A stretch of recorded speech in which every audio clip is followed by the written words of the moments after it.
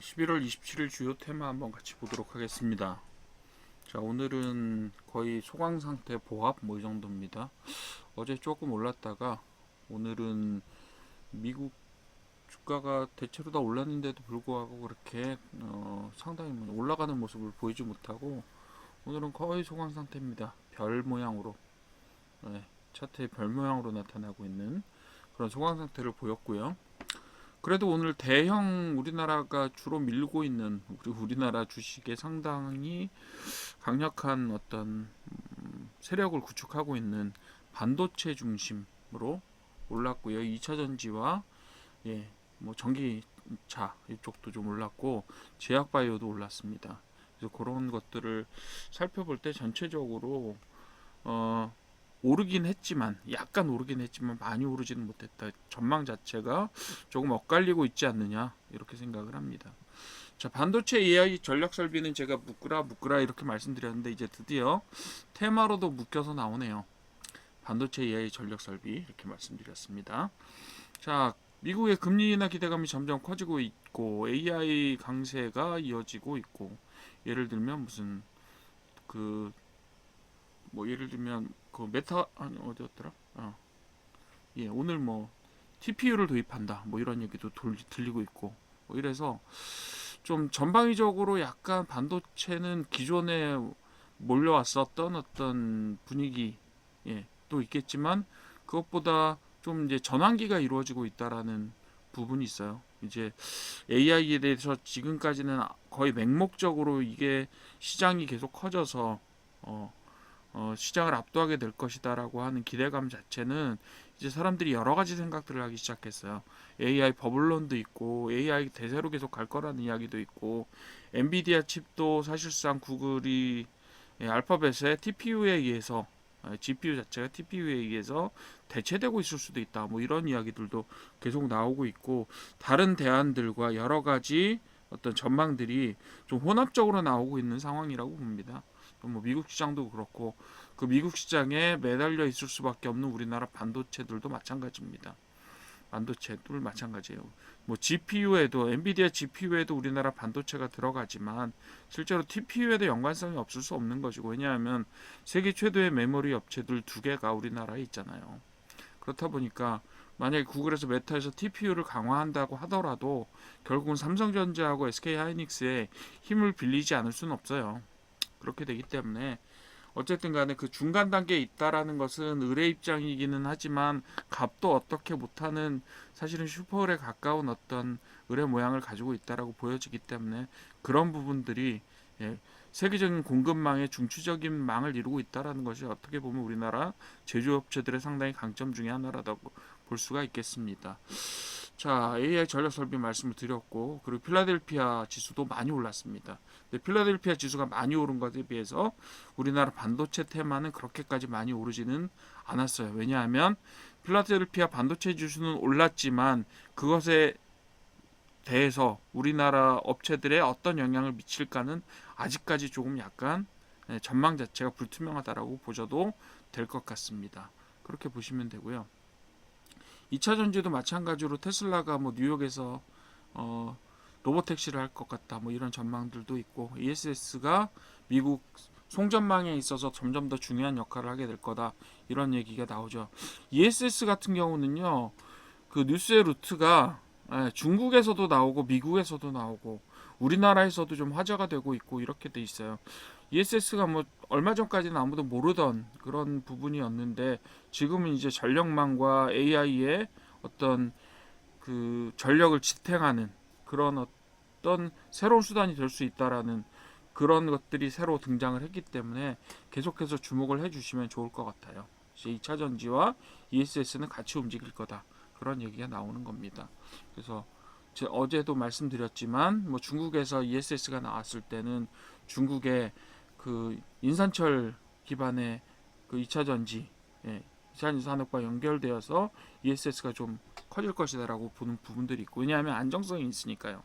그래서 그런 부분들 때문에 2차 전지가 좀 올랐습니다. 그래서 2차 전지에 관련된 업체들은 뭐 한번 살펴봐 주시고요. 근데 요즘에 잘 보시게 되면요.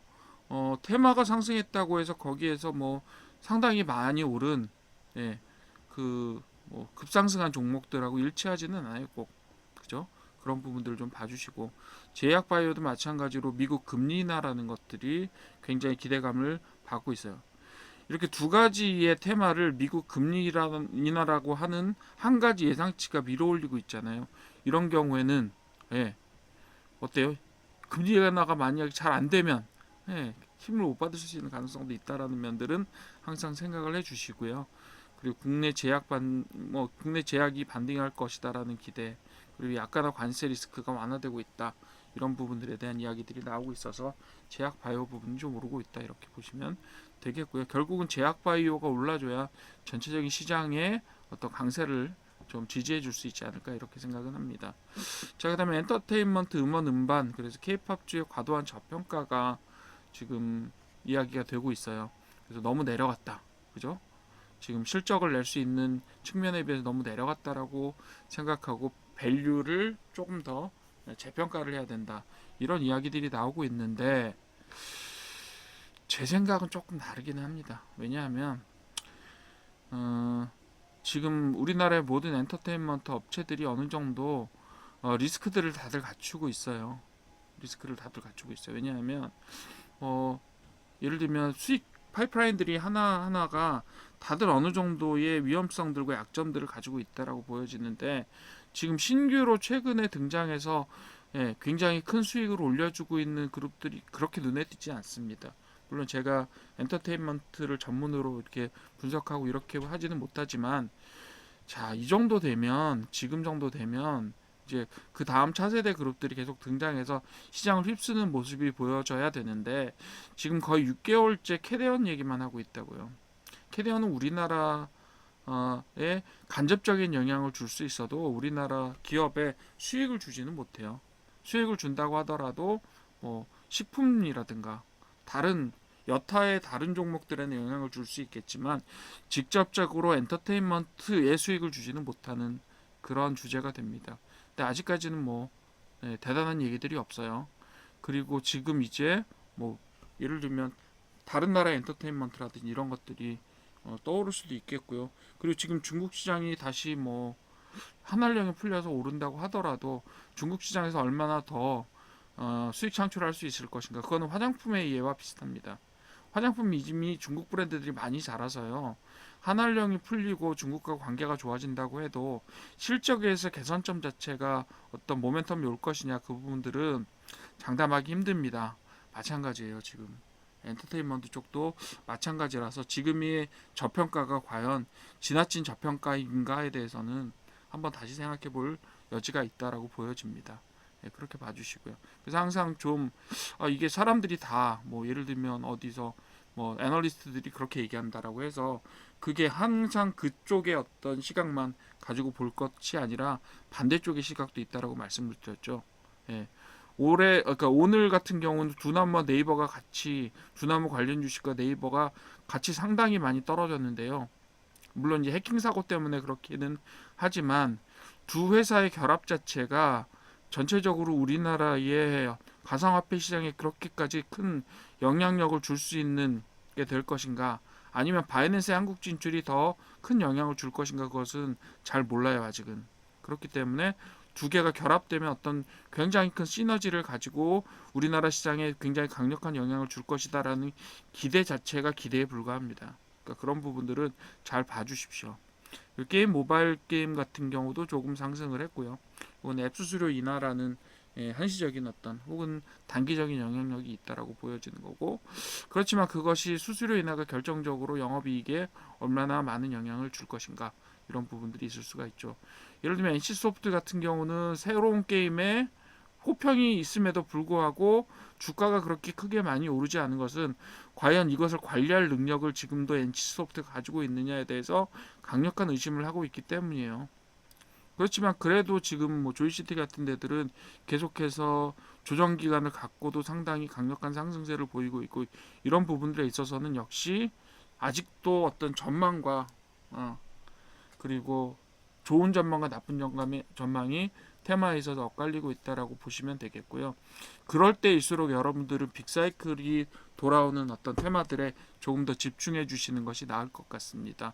지금 이런 단기적으로 나오는 이야기들에 의해서 되게 큰 모멘텀이 만들어진다, 이런 부분들이 크게는 없을 것 같아요. 예, 그렇게 해서 제가 조금 이렇게 너무 희망적이지만 않는 말씀을 드리는데, 왜냐하면 지금이 약간 전환기적인 모습들을 지금 보여주고 있기 때문이에요. 지금 코스피 전체 지수 같은 경우도 오늘의 소강 상태가 내일에 어떤 영향을 가져올지는 사실상 굉장히 불분명합니다. 그래서 오늘 상한가 갔던 종목들 중에 좋은 시장 분위기를 타고 올라갈 수 있는 종목들이 있고, 예를 들면 어제 제가 말씀드렸던 바이앤셀 같은 경우는 어땠어요? 네, 바이앤셀 같은 경우는 초반에 오늘 장 초기에 상당히 많이 가라앉았다가 상한가로 마감했습니다. 예. 근데 바이앤셀 같은 경우는 제가 어제 말씀드렸던 것처럼 단기적으로 보시라라고 말씀드렸잖아요. 그죠? 오늘도 사실은 테마의 뉴스가 나왔을 때는 그 회사가 개발되고 있는 상당히 중요한 파이프라인 하나가 좋은 평가를 받고 있다라고 이야기했지만, 그건 나와봐야 알아요. 이 현상을 갖지만 그거는 제가 볼 때는 지금 이야기되고 있는 그 중요한 면역항암 쪽의 파이프라인 하나가, 예, 이 주가에 강력한 영향을 미쳤다기보다는 뭔가 다른 요소들이 보이는 것 같아요. 그러니까 단기적으로 보시고요. 이 바이낸셀 같은 경우는 장기적으로 보실 주식들은, 종목들은 조금 다른 방법으로 선정하시는 형태로 가시는 게 맞다, 이렇게 봅니다. 자, 오늘 11월 27일 주요 테마 간단하게 설명드렸습니다.